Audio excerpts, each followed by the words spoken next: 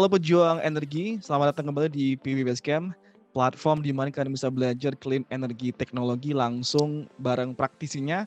Masih bareng saya di PV Basecamp Podcast, Fidel Castro dan juga rekan saya. Ardi, halo. Ya, seperti biasa kita bakal ngobrol dengan tamu-tamu pejuang energi yang sudah lama berkecimpung di clean energy teknologi, yang kita mau dengar ceritanya dan semoga bisa menginspirasi teman-teman semua untuk juga terjun ke bidang ini.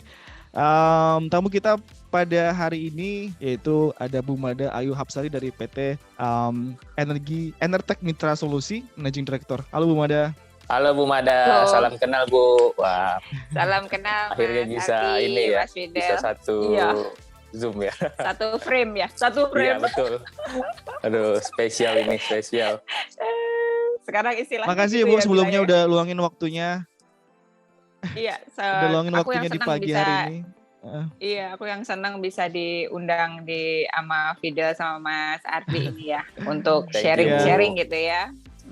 Ya, kita tahu waktu Ibu sibuk, makanya kita curi waktunya di pagi biar kita bisa maksimalkan.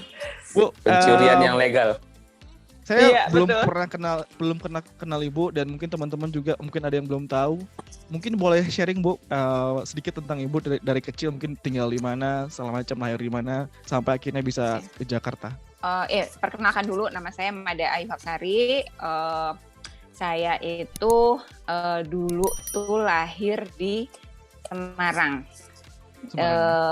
Iya, saya tuh kelahiran 79, jadi udah rada-rada, kalau mau ngaku-ngaku milenial udah rada berat sekarang itu ya. Oh nggak kelihatan sih Bu, jujur aja, jujur. Karena semangat terus. Iya betul, nah makanya dari lahir di Semarang, tapi terus kemudian saya menghabiskan masa kecil saya sebetulnya di Bandung gitu. Jadi saya sempat ya TK sampai SMP di Bandung. Kemudian waktu di SMP 2 Bandung, terus kelas 2 karena orang tua saya pindah kerja gitu ya dinas ke Semarang. Akhirnya saya kelas 2 SMP saya balik ke Semarang lagi. Terus kuliah di Undip, terus tahun 99 saya ke Jakarta karena udah lulus kan waktu itu kan. Terus jadi 99 ke Jakarta, terus keterima di salah satu bank BUMN yang sekarang termasuk yang terbesar di Indonesia gitu. Nah, ya udah, jadi itu ya sekilas mengenai dari kecil sampai saya sekarang itu. Tapi boleh tahu background-nya nggak Bu ya? Kenapa? Boleh tahu background kuliahnya nggak Bu? Kuliah, oh ya, saya di Undip, saya ngambil jurusannya itu adalah sastra. Jadi sedikit melenceng ya sebetulnya kalau bisa dibilang gitu ya. Kami jadi malu nih Bu. Jadi saya dulu ngambil sastra, kebetulan ambil majornya untuk yang sastra Inggris, cuman karena memang lebih banyak pendalaman untuk di PR sebetulnya dulu itu. Jadi ada kayak mata kuliah keahlian lah. Jadi waktu itu kita dikasih mata kuliah keahlian, saya ngambil yang PR gitu. Nah, terus kenapa ceritanya bisa sampai di energi ya? Mungkin nanti kita obrolin ya.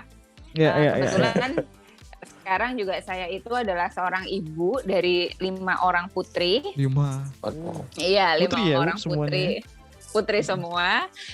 Tapi yang sekarang ada itu tinggal 4 karena yang 1 kebetulan udah nggak ada gitu. Jadi mungkin ini yang juga menginspirasi saya kenapa saya mau terjun di bidang energi. Ya anak-anak perempuan saya ini gitu. Ngomongin tentang ini Bu, sastra. Ada nggak ya topik pas waktu kuliah itu pembelajaran yang Ibu masih pegang sampai sekarang? Maksudnya mungkin nilainya masih kebawa sampai sekarang. Mungkin yang utama itu adalah karena mungkin sastra jadi kan kita lebih kuat di sosial, jadi mungkin kuat hafalannya sih. Jadi ya gue ngapal. Terus kemudian karena kita ini anak-anak sosial, jadi mungkin secara kayak relationship, terutama kan saya dulu ngambilnya kan PR ya. Jadi lebih ke mungkin jadi fleksibel di banyak sisi gitu. Walaupun beberapa orang dulu kan kayak, aduh kamu tuh sekolah apa sih gitu kan. Kadang kan banyak ya orang tuh kayaknya dulu kan pasti yang top hits itu sekolah tuh pasti anak-anak teknik, udah jelas lah. Teknik, hukum, bisnis, ekonomi ya. Itu kan udah kayak yang top rated gitu kan. Nah cuman kalau sastra tuh kayak apaan sih sekolah apa? Kamu suruh baca novel, image orang akan selalu seperti itu kan. Tapi sebenarnya menurut aku nggak gitu juga sih sebetulnya. Oke. Wow. Karena semua ilmu itu memang ini ya Bu ya, bisa manfaatnya banyak ya. Iya, kalau buat aku tuh sebetulnya kayak kita kuliah tuh kan sebenarnya lebih kepada mengembangkan cara berpikir kita ya, logik kita seperti apa kan. Pola pikir ya Bu. Jadi terus gimana kita menghadapi, terutama kalau ada masalah, gimana kita harus solve yang gitu-gitu kan sebetulnya kan. Jadi tapi ya tentu saja dengan mata kuliah atau jurusan yang favorit itu juga pasti kan butuh advance yang lebih tinggi lah ya, seperti itu. Jadi itu juga penting. Oke. Tadi dari kuliah, tadi Ibu sempat bahas kalau Ibu pernah kerja di salah satu bank gitu. Pertanyaan selanjutnya, kenapa, gimana ceritanya sampai Ibu bisa masuk ke dunia energi ini Bu? Sebelumnya apakah di energi yang lain atau seperti apa? Mungkin bisa sharing Bu sedikit. Iya, nah jadi ceritanya tuh dulu begitu, saya tuh sebetulnya belum wisuda, udah keterima di bank itu. Jadi zaman dulu ya tahun 99 itu kita tuh nggak harus lulus udah wisuda, yang penting udah lulus ujian, ada nilai-nilai transkrip, terus udah bisa ikut apply kerja di BUMN gitulah dulu tuh. Nah terus udah nih ceritanya kerja keterima. Nah cuman ternyata pada saat aku bekerja, bank itu kan satu company yang memang dibentuk untuk semuanya harus strict to regulation, terus ada SLA dan lain sebagainya gitu. Nah, which is good karena ya bank emang harus begitu gitu ya. Nggak boleh kan orang bank terus yang fleksibel banget atau yang itu kan jadi nggak prudent nantinya. Nah, tapi ternyata jiwaku memberontak. Jadi apa hal yang memberontak itu Bu? Iya, jadi setelah aku jalani, aku kebetulan di sana tuh 6 tahun ya. Kebetulan aku juga sales terbaik ya se-DKI saat itu gitu ya, nomor 1. Karena memang selalu mencapai target, bahkan melebihi target yang pernah yang dikasih. Kan kita setiap tahun itu kan ada review kan, kayak kita bikin kayak tahun depan target kita berapa sih gitu. Jadi target aku tuh selalu melampaui itu, sehingga aku patut jadi outstanding employee lah ya. Nah, tapi balik lagi yang tadi aku cerita, bahwa kalau kerja di bank itu kan memang harus safe ya. Dan aku ngelihat aku punya potensi jadi nggak tercover lah. Karena aku tuh ternyata orangnya tuh nggak bisa diem. Aku tuh banyak cita-cita, aku banyak mau dan lain sebagainya. Sedangkan itu tuh kayak yang nggak boleh banget ya, gitu. Iya, nah jadi kayak termasuk kayak misalnya aku tuh kayak suka ngecat rambut. Dulu mana boleh, nggak ada orang banget ngecat rambut kan nggak bisa. Maksudnya yang warna-warni, yang kayak gitu-gitu kan nggak boleh, harus yang warnanya gelap gitu. Nah, terus kemudian ada peraturan. Jadi kita tuh dikasih satu buku tebel gini ya untuk do and don'ts gitu ya, especially for appearance and code of conduct and other things ya. Iya betul. Nah terus aku tuh kayak nggak boleh pakai kitek merah, nggak boleh pakai lipstick merah, yang gitu-gitu loh. Itu kan, aduh gitu ya maksudnya. Bagi perempuan ya. Iya kan, maksudnya kalau aku sih emang demen dandan, banyak yang nggak suka dandan juga emang banyak ya. Cuman kalau aku tuh kebetulan emang suka gitu kan, bereksperimen dengan penampilanku gitu. Nah terus akhirnya itu jadi ya itu termasuk, dan yang paling utama tuh adalah pada saat dari sisi pelayanan. Aku kan ternyata orangnya nggak bisa diem gitu ya. Sedangkan kalau misalnya kayak orang bank kan dituntut yang kalem, cool, pokoknya tuh ya berwibawa gitu loh. Sedangkan aku tuh pecicilan gitu kan. Terus jadi dulu tuh ada tahun berapa ya, 2005 atau 2004 ya, if I'm not mistaken gitu ya. Bank ini tuh mulai merubah tagline mereka untuk pelayanan gitu. Sehingga waktu itu diadakan program pelayanan ada mystery shopper untuk mereview kelakuan kita lah, misalnya dalam melayani ada yang seperti nasabah. itu ya Bu? Iya, dulu kan emang ya bagus ya, emang untuk peningkatan pelayanan gitu. Nah ternyata sikap atau misalnya sisi pelayananku tuh dianggap tidak standarized bank gitu, karena aku terlalu nggak tahu lah, mungkin ya kayak misalnya tuh kan aku tuh selalu megang nasabah-nasabah besar. Aku juga nggak tahu kenapa mereka tuh kayak nyaman dengan pelayanan aku yang rada-rada urakan dan beginilah ya pokoknya. Nah itu tapi berbeda mungkin ya Bu, itu Iya, tapi itu nggak standarnya bank, sehingga kalau misalnya kamu bikin checklist gitu, aku lebih banyak merahnya daripada hijaunya gitu. Walaupun secara target aku bisa melampaui gitu. Jadi kan kerja tuh mungkin dia lihat juga dari sikap apa segala macam. Jadi so aku pikir-pikir, loh kalau ternyata cuman orang dinilai itu hanya berdasarkan harus sikapnya harus kalem, harus apa, tapi targetnya nggak tercapai, buat aku tuh target oriented ya. Jadi proses kadang-kadang aku suka skip sih, itu mungkin juga nggak bener ya, tapi in a way aku tuh pengen bahwa semua target yang aku udah dikasih itu aku achieve gitu. Nah di situ aku pikir wah berarti mungkin bukan bank yang salah, akunya yang nggak cocok di sini. Sehingga ya di 2006 aku memutuskan untuk resign dan aku masuk ke salah satu perusahaan small company family business gitu ya, untuk yang bekerja di bidang industri di telco industri. Nah, masuk ke situ itu like a small company dengan omset cuma 5 miliar setahun pada saat aku masuk ya. Nah, begitu aku masuk ke sana, ada peningkatan omset tahun pertama aku kerja jadi 8 miliar, tahun kedua aku kerja 16 miliar, tahun ketiga aku kerja jadi 32 miliar, tahun keempat 54, seterusnya sampai 80 miliar dengan single sales aku sendiri gitu. Mantap. Jadi aku merasa, wow memang ternyata aku tahu kompetensiku itu adalah jualan. Sales ya. I'm quite good at it, ya. Gitu. Nah, terus kalau disambungin kenapa kok bisa jadi masuk ke energi gitu ya? Jadi kami tuh dulu supplier salah satu equipment di BTS. Di apa? Dulu kan ingat kan zaman dulu tuh yang ya pasti BTS tuh equipmentnya bulky dan lain sebagainya. Nah, kita supplier itu. Nah, tapi kita juga melihat gitu ya bahwa power tuh susah sekali gitu. Ya secara gitu ya. Dulu tuh aku tuh kerja tuh yang misalnya kita naruh dulu kan kita masang di lokasi yang even kita tuh harus nyebrang kapal tuh 4 kali karena emang nggak ada transportasi gitu. Dan di situ nggak ada power, nggak ada apapun. Sehingga pada saat terjadi perubahan equipment, jadi dulu dari yang aku tadi kan bilang kan, equipmentnya kan dulu kan bulk gitu kan. Terus tiba-tiba mereka kan pakai yang model baru kan semakin kecil. Akibatnya tidak menggunakan equipment yang pernah kita tawarkan. Nah, sebagai manajemen ya pastinya kan kita jual apa lagi nih supaya survive lah ya gitu. Nah, kita akhirnya menyasar bisnis power dulu. Nah, kita dulu nyewain genset kecil untuk BTS yang letaknya tuh kalau kita sekarang bilang tuh adalah 3T gitu ya, yang terluar, terjauh, terlupakan. Nah, gitu.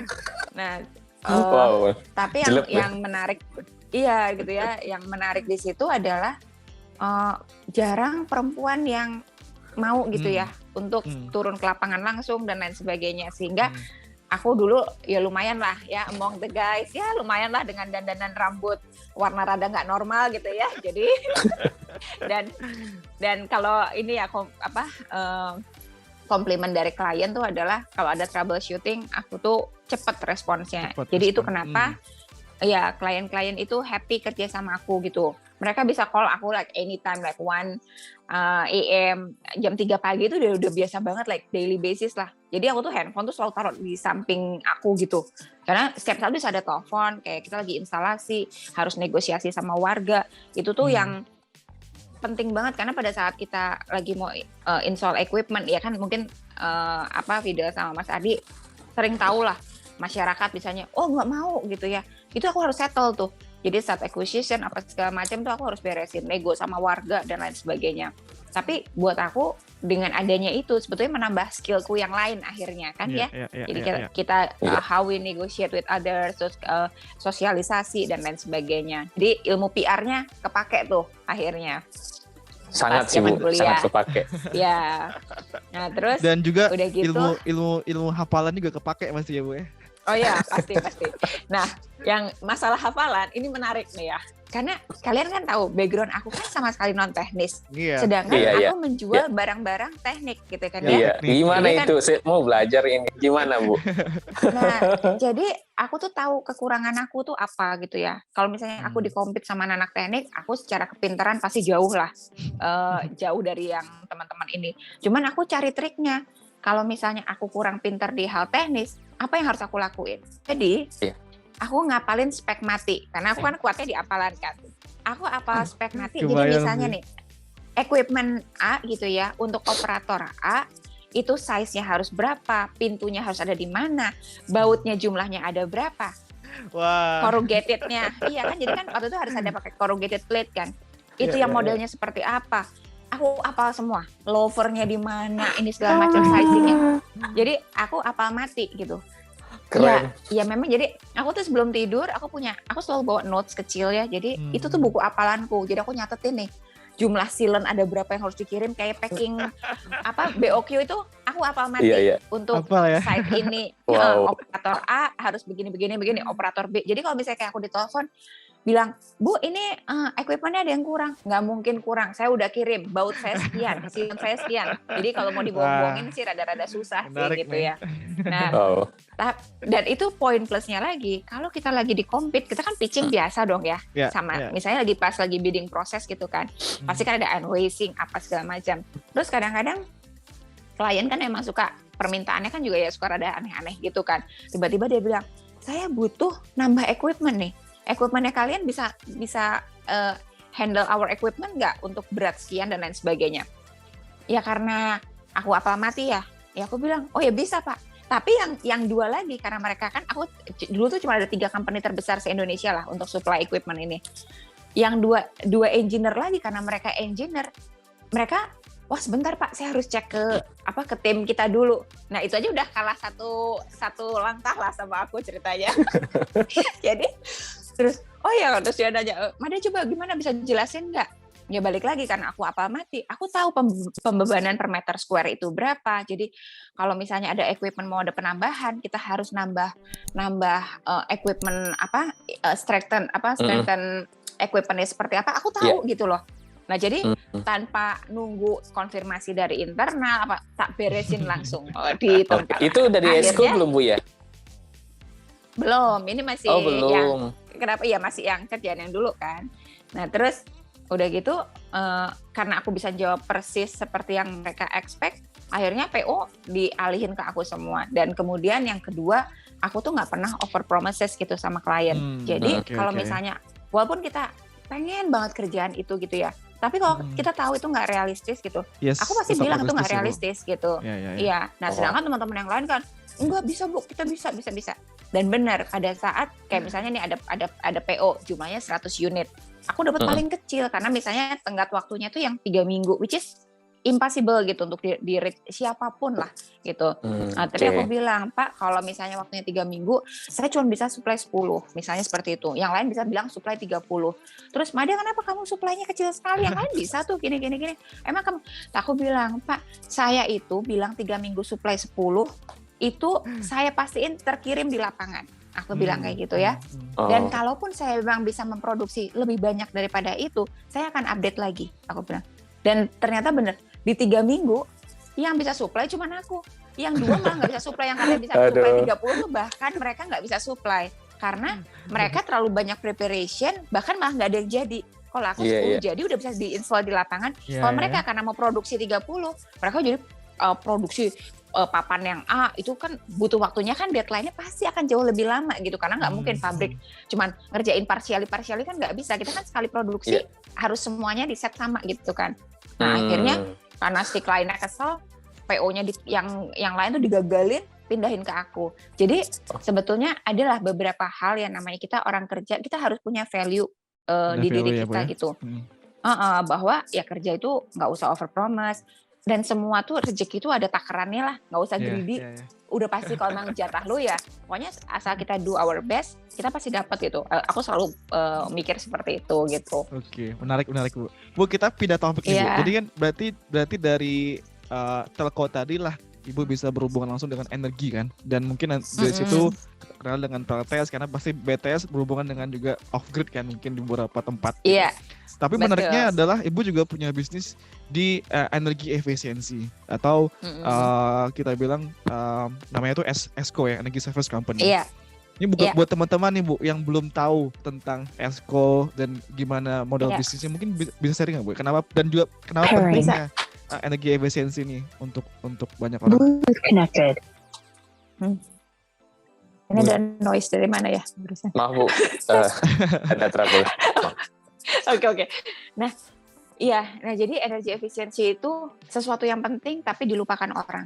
Yeah. Jadi ya ini yang buat aku, kenapa buat aku tuh adalah menarik. Jadi di 2012 setelah aku ceritakan, aku ikut temen aku di kantor yang family company tadi, aku ngerasa bahwa udah cukup gitu ya. Jadi di 2012 aku berpikir aku keluar dari kantor, aku set up our own company gitu loh, my own company ya saat itu.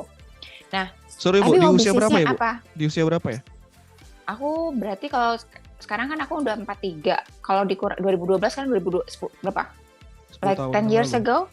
Iya, 10 tahun yang lalu. Berarti aku di 33 ya saat itu ya. Oke. Nah, jadi aku pikir ya udahlah aku pikir ya udahlah aku bikin usaha sendiri. Terus kan aku inget nih, kompetensiku adalah jualan. Aku jago ngapal, jago spek. Nah, aku tahu nih dengan aku juga banyak bikin temen, aku kan suka ya kalau ngobrol-ngobrol kayak kantor lu lagi butuh apaan sih? Ya gitu-gitulah kita kepo-kepoin teman-teman kan.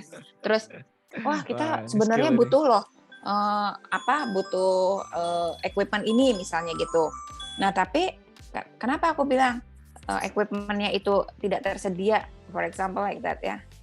Terus sorry.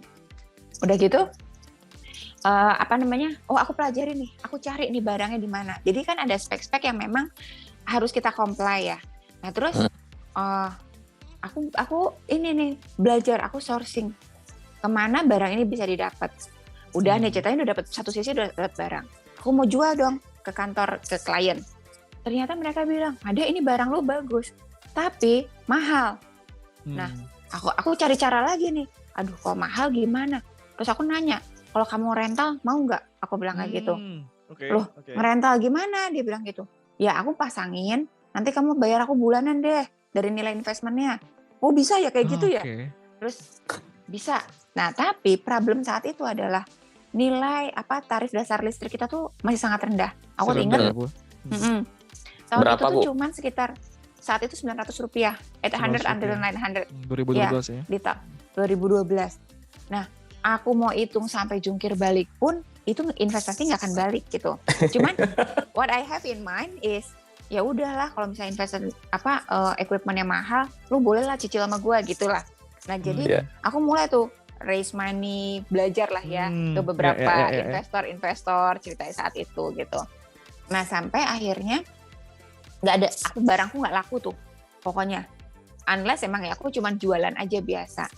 Nah di 2014 itu mulai tarif dasar listrik naik. Dari yang 900 tadi menjadi mulai 1.135. Aku ingat ya. Nah, pada saat tarif listrik naik, orang mulai tuh pada kontak aku balik. Padahal lu masih nyediain servis yang nyewain lampu enggak? Dulu tuh lampu yang kita lampu LED dulu kan belum ada tuh. Jadi converting konvensional into LED gitu.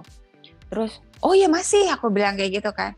Nah, di 2014 itulah aku mulai punya kontrak pertama untuk menggantikan 10.000 lampu di salah satu apartemen LED, di Jakarta. LED include ada di area garden itu kita pakai solar panel, pakai baterai segala macam gitu. Dan saat itu komen dari si pemilik gedung bilang, ada semenjak lampunya diganti semua, saving. Setelah selain dia bayar aku ya, maksudnya dia udah bayar monthly basis ke aku, mereka masih dapat another revenue like 500 million per month loh. Jadi mereka super duper happy gitu.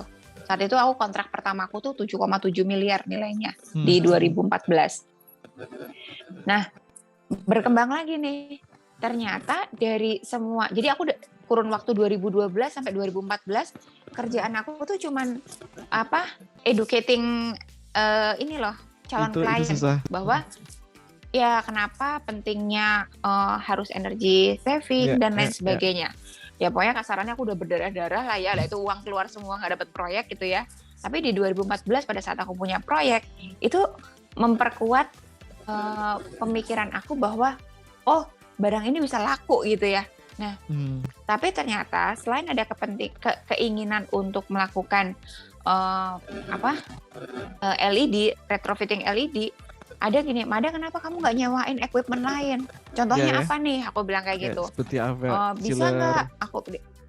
Nah terus akhirnya gitu, ini chiller kita pada rusak. Tapi kan chiller kan mahal banget investasinya, iya kan? Nah udah, aku mulai cari lagi nih investor yang lebih besar lagi nih. Dari ya teman ke teman lah kayak gitu. Ya akhirnya ya sampai hari inilah aku tetap dari 2012 sebetulnya sampai hari ini aku tetap memperjuangkan gimana supaya Esko ini tetap jalan gitu. Dengan segala macam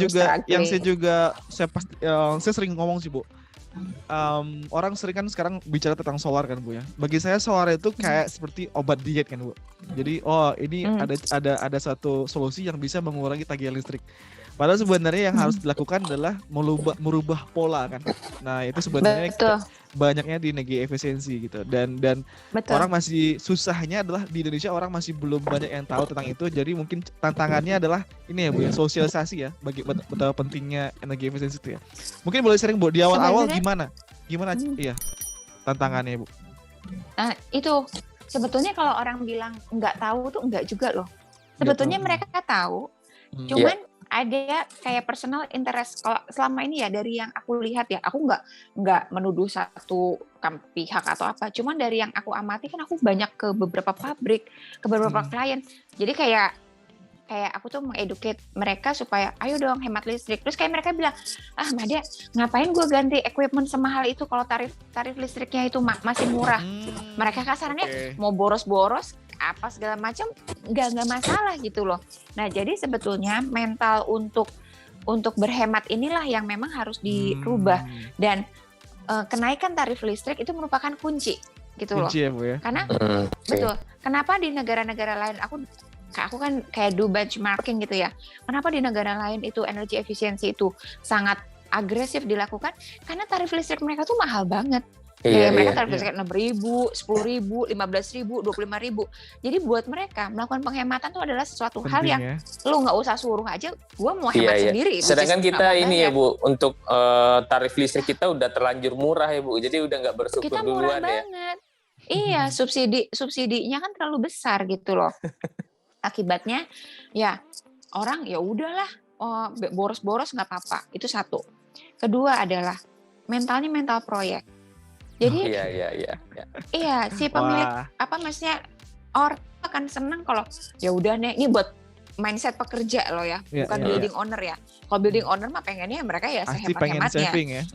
Iya, tapi kalau yang buat yang pekerja dengan mental yang salah, mereka wah kalau equipment gua rusak nih, berarti ada penggantian. Dapat fee. Nah, itulah banyak cemilan-cemilan itu yang ngerusak mental orang-orang untuk bagaimana dia memilih barang yang berkualitas baik instead of barang yang dikit-dikit rusak. Kalau building owner punya gedung, mereka kan cuma taunya laporan kasih dong aja ya. Laporan.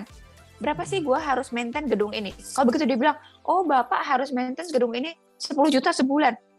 Dia ngitung. Ya masuk akal. Ya udah. Padahal dia nggak tahu nih sebenarnya di dalam 10 juta itu masih bisa dihemat lagi kalau pemilihan equipment-nya itu baik gitu.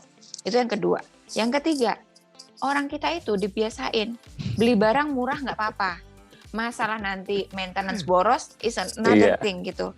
Nah itu juga salah. Harusnya kita itu beli barang yang mahal di awal tapi operationnya rendah, nggak sakit kepala dan lain sebagainya. Nah itu merupakan ini yang aku lihat selama ini dari pengamatan aku beberapa tahun 10 tahun terakhir ini. Kendala kita tuh berputar di situ. Kemudian yang keempat nih baru yang ini rada high level punya lah, ini bukan yang kotor-kotor lah ya kasarannya, adalah raising fund.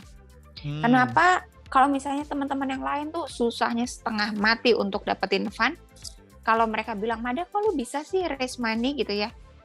Aku tuh bener-bener kalau aku bilang sih banyak bersyukur tuh dapat blessing dari yang di atas Bang, lah. ya? Punya temen baik-baik yang percaya mimpiku, which is orang lain nggak percaya gitu ya. Susah loh meyakinkan orang gitu ya untuk satu bisnis yang baru, untuk terjun. Dan alhamdulillah ya itu yang aku bilang, ya investorku tuh ya temanku sendiri. Mereka percaya mimpiku bahwa oh benar ya di luar paper yang memang sangat menguntungkan karena memang bisnis energi efisiensi ini sangat-sangat menguntungkan. Iya, You name it pasti. lah. Iya. Daripada kita kerja, kalau aku bener ya, kalau misalnya kita bandingin daripada kerja di renewable, itu lebih enak energi efisiensi, cuannya lebih gede. Bener loh, kalau kita cuma kerja itu ya maksudnya. Dan secara saving pun sebenarnya lebih besar ya Bu ya untuk dan terukurnya untuk lebih pabrik. enak kalau dipresentasikan ke klien. Iya betul. Nah, sekian persen. Tapi terus, serius. Iya bener loh. IRR itu selalu double digit.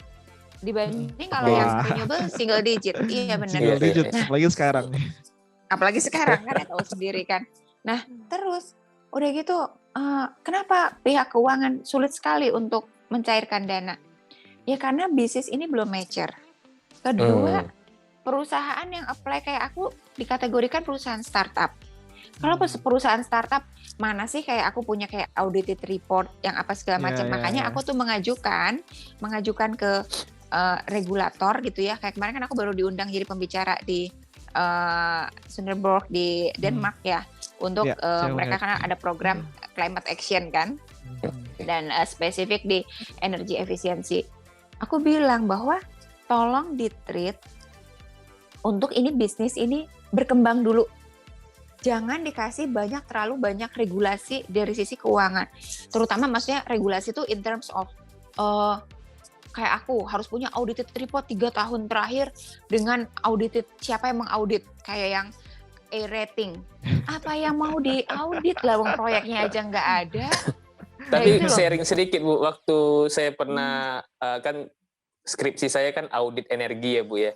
Jadi memang kalau saya bandingkan ketika dalam jangka 1 tahun, saya kaget Bu. Ternyata kalau ada penggantian segala macam itu penghematan hampir 1 miliar. Wow. Iya. Itu termasuk dengan itu penghematan listrik doang Bu.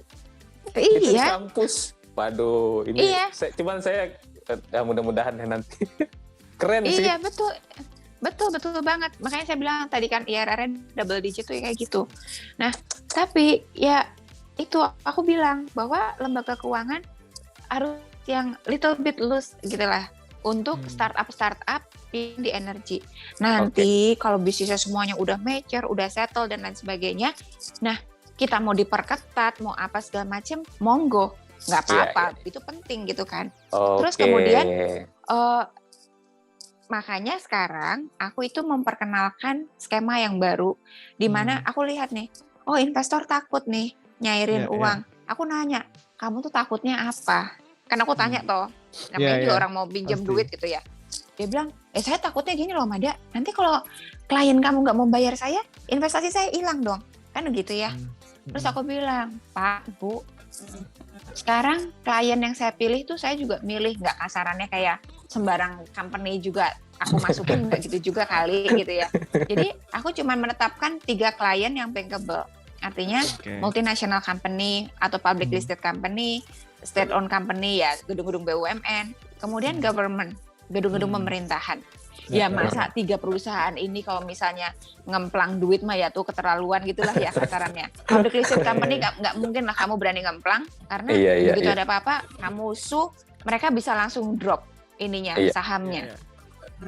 Logikanya kan seperti itu. Iya betul. Kemudian gedung-gedung BUMN, state owned company, nggak mungkin negara mengutang sama perusahaan kecil kayak kita, kan seperti itu. Dan yang hal sebagainya.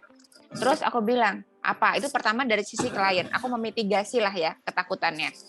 Terus ya tapi kan bisa aja mereka telat bayar. Oke, telat bayar berarti aku akan provide equipment yang mendukung kalau mereka telat bayar tak matiin. Aku pasang monitoring system. Iya pasti. Jadi aku do like remoting kontrol kan. Jadi kalau kamu telat bayar ya tak matiin chillermu nangis nanti. Kan kasarannya kan gitu kan. Nah, terus kemudian masih lagi. Loh tapi nanti kalau equipment-nya fail gimana? Jadi kan banyak sekali. Jadi aku harus menjelaskan, memitigasi kekhawatiran mereka. Ya, which is wajar buat aku. Terus yang terakhir adalah aku bilang aku akan menyiapkan skema insurance.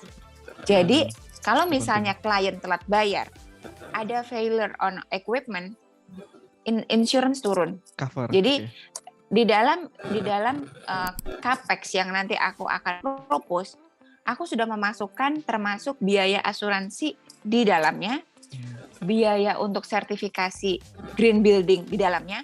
Artinya klien kita dari Enertech itu akan menerima services kita tuh end to end, termasuk berapa banyak carbon reduction yang bisa dikurang, yang diklaimin ya. Kita juga melakukan carbon footprint tracing dan lain sebagainya. Jadi memang aku pengen nggak jadi perusahaan yang biasa, karena kalau cuma jadi perusahaan biasa kan banyak ya. Tapi aku jadi perusahaan yang berbeda ya, Bu. Services. Betul. Dan aku tuh tahu karena ya itulah banyak teman, banyak ngobrol ya kayak gini kan kita sharing kan. Aku juga sering ikut yang acara-acara lain gitu. Aku ya nguping juga. Oh, kamu takutnya ini, aku catet. Oh, kamu takutnya ini, aku catet. Nah, aku solusi masing-masingnya gitu. Jadi kalau kayak teman-teman kadang-kadang bilang, Mada kok lu bisa dapat ya be inovatif gitu ya. Itu penting gitu. Kadang teman-teman kalau misalnya, oh udah sulit di sini, ayo udahlah nggak usah lah, mending nggak usah dikerjain. Kalau aku mah ya enggak. Pokoknya apapun yang terjadi, hidup renewable, hidup energi efisiensi deh pokoknya. Memang keren sih. Ini kita kalau lanjutin lagi ini bakal waktu Ibu bakal keambil ya, Bu. Dan ini kita udah di ujung pembicaraan, Bu. Mungkin terakhir, Bu. Kalau kita lanjutin nih bakal panjang, tapi saya tahu Ibu lagi ada jadwal berikutnya. Mungkin terakhir nih, Bu. Terutama karena Ibu wanita ya, Bu ya. Dan di industri ini kurang banyak gitu wanita yang involved. Iya. Mungkin sedikit Bu bisa sharing-sharing kepada teman-teman wanita tentang industri ini dan motivasi lah sedikit. Iya. Nah, jadi itu juga masuk salah satu kenapa aku konsisten lah kalau aku bilang ya di bidang ini. Karena ya tadi benar, jarang banget perempuan main di bidang ini. Jadi kebetulan aku juga sekarang ini aku tuh menjabat sebagai wakil ketua kompartemen di Kadin bidang pemberdayaan perempuan. Kemudian aku juga sekarang menjabat sebagai wakil ketua yayasan bidang kemitraan untuk Yayasan Sekar Arum Sejati, di mana ini pemiliknya adalah pembina kita itu adalah Gusti Mangkubumi, putrinya Sultan Hamengkubuwono X sekarang.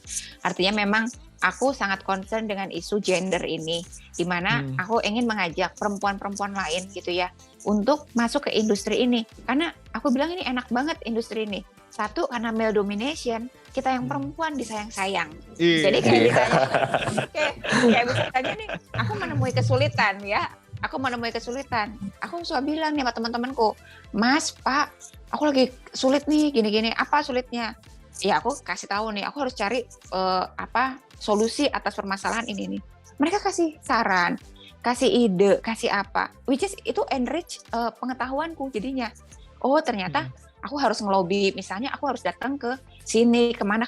Dan kadang-kadang ya udah Mada, kalau misalnya lu belum ada kenalan, kita kenalin gitu. Jadi aku ngerasa bahwa laki-laki itu baik gitu untuk industri ini. Jadi jangan pernah berpikir bahwa kalau industrinya laki-laki nanti kita dihalang-halangi. Enggak, malah justru kita dikasih jalan. Karena mungkin kasihan kali ya, ini kayak perempuan masih kecil gitu kali ya, terus malah dibantuin gitu. Terus kemudian itu yang pertama. Yang kedua, dari sisi cuan tadi aku bilang ini sangat menarik gitu loh. Jadi kenapa enggak? Kayak misalnya kadang-kadang kan perempuan, ya namanya kita perempuan ya, pengen belanja, nunggu uang dari suami, alah kelamaan. Jadi udah kita bisa independen, bisa belanja sendiri gitu kayaknya. Jadi udah nggak usah nunggu-nunggu gitu. Kayak misalnya ya kita kadang lihat wah ada tas bagus ini, tapi kan harganya tahu sendiri kan sekarang nggak ada yang murah. Tapi kalau aku punya proyek, ya udah nanti kalau ini proyeknya jadi aku mau beli tas itu ya buat memotivasi diri sendiri gitu. Kadang-kadang aku di rumah suka penyemangat. Tasnya suka tak jejar-jejar tuh tasnya tuh. Kan sambil aku bersihin, aku susun. Oh ini dapat dari proyek ini, yang ini dapat proyek ini. Oh semangat. Jadi ada memorinya ya Bu ya. Betul. Terus yang paling utama adalah ya itu kan tadi aku ceritakan aku ibu dari 5 orang anak perempuan. Aku pengen bahwa anak-anakku nanti ke depannya itu tahu bahwa menjaga lingkungan itu penting. Ya dimulai dari apa? Ya dari sekarang yang ibunya tuh lakukan. Jadi aku ajak anak-anakku untuk meeting. Jadi anak yang paling gede kan sekarang udah kuliah ya di ITB. Terus yang kedua ini umur 9 tahun. Aku ajak mereka rapat. Kadang-kadang ketemu gubernur, kadang-kadang ketemu bupati, wakil bupati, tak suruh duduk di sampingku. Dan alhamdulillah ya itu, makanya aku bilang aku tuh banyak dikasih kemudahan, banyak blessing lah kalau aku bilang. Boleh, aku bilang, Pak ini maaf ya saya bawa anak saya. Soalnya di rumah nggak ada yang ngasuh gitu ya. Ya namanya juga ibu bekerja ya. Kadang-kadang pada saat asisten rumah tangga nggak ada. Dan mereka kasih, oh ya udah nggak apa-apa. Malah mereka justru kalau aku lihat ya, malah sangat mengapresiasi bahwa aku sambil kerja harus sambil ngasuh anak. Mereka kasih keleluasaan. Makanya itu buat aku adalah jangan pernah khawatir untuk kayak kalau misalnya kita bawa anak, wah malah merusak image. Enggak, malah justru itu malah menurut aku loh yang selama ini aku jalanin. Mereka malah justru, wah ini udah ibu bekerja masih harus ngasuh anak. Malah aku dikasih kesempatan yang lain gitu loh. Jadi itu terus di sisi lain untuk anakku, anakku tuh mendengarkan bahwa maminya ngomong apa aja. Jadi aku ingat ya pas lagi waktu itu pulang ya, aku ajak anakku ke salah satu provinsi di Indonesia Timur. Pulang kebetulan bareng sama Pak Gubnya ke Jakarta karena Pak Gub lagi kebetulan ada rapat di Jakarta. Terus aku di-upgrade pesawatnya. Terus karena di-upgrade pesawatnya, karena kan tahu nih rombongan dari ini kan. Terus jadi aku, ibu rombongan ini ya. Jadi dinaikin, di-upgrade kelasnya. Terus selama perjalanan itu ya karena kita di-upgrade kelas, otomatis kita dapat lounge, dapat apa segala macam. Anakku kan heran banget ya. Mami, kok kita bisa ya duduk di ruangan terpisah, which is biasanya kan gabung sama di lounge yang gede ya kita tahu kan ekonomi kelas gitu. Nah di situ dia bilang, terus aku bilang, ini loh Kak, aku bilang pentingnya kalau kita tuh jadi orang penting, jadi orang hebat. Mami ini cuma temennya orang penting, aku bilang gitu, because like I'm like ordinary one gitu ya. Ini karena mami temannya orang penting, kita jadi kebawa ke sini. Oh gitu ya. Nah makanya aku bilang kakak nanti besar harus punya cita-cita yang tinggi supaya bisa jadi orang penting. Nah dengan cara apa ya ini kita bisa mulai dari mencintai lingkungan dan lain sebagainya. Jadi aku pikir itu yang bisa kita ajarin ke anak-anak kita as a role model gitu. Wah, Bu, keren. Thank you banget ya Bu. Ini pembicaraan menarik, nggak kerasa. Mudah-mudahan bisa ketemu ya Bu ya. Saya tertarik sih untuk nanti boleh sesi-sesi berikutnya. Aku senang banget. Dan ya, teman-teman Pejuang Energi, berikutlah obrolan kita bareng Bu Mada Ayu Apsari. Teman-teman kalau mau tahu lebih banyak tentang Bu Mada, beliau juga aktif di Instagram dan juga mungkin LinkedIn. Teman-teman bisa cek nanti. Dan ya, berikutlah obrolan kita bareng Bu Mada Ayu Apsari, Managing Director dari Enertrack Mitra Solusi. Terima kasih, sampai jumpa.